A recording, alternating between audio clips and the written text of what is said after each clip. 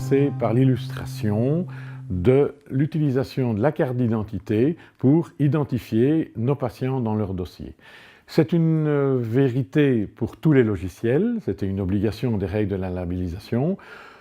Il est important et tout à fait intéressant d'utiliser la carte d'identité du patient pour initier sa fiche dossier.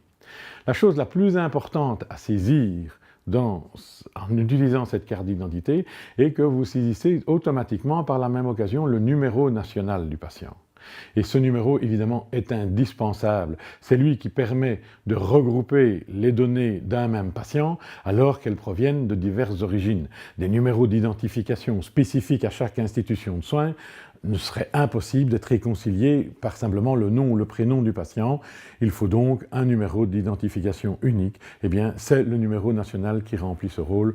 D'où un seul conseil, mais vraiment, compléter ou créer les dossiers patients avec l'aide de la carte d'identité. Donc c'est vrai, important que même pour des patients qui sont déjà enregistrés dans votre logiciel, n'hésitez pas à compléter les données existantes par la donnée du numéro national que vous trouvez sans problème sur la carte d'identité. Point suivant dans notre consultation, une vérification de l'assurabilité. Alors là, vous n'avez pas grand-chose à faire. On a toujours dit que le dossier patient informatisé c'est lui qui assurait le côté facile des fonctions e-santé.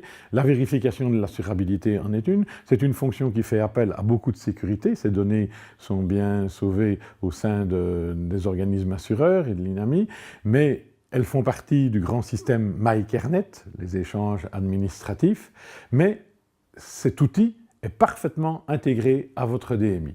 Et donc, même dans certains logiciels, c'est automatique. Dès que vous sélectionnez la fiche d'un patient, il y a une vérification de l'assurabilité auprès des organismes assureurs. Et ça vous permet de voir si tout ça est en ordre. Et bien sûr, ces données récupérées auprès de l'organisme assureur vont également compléter la fiche administrative du patient concerné.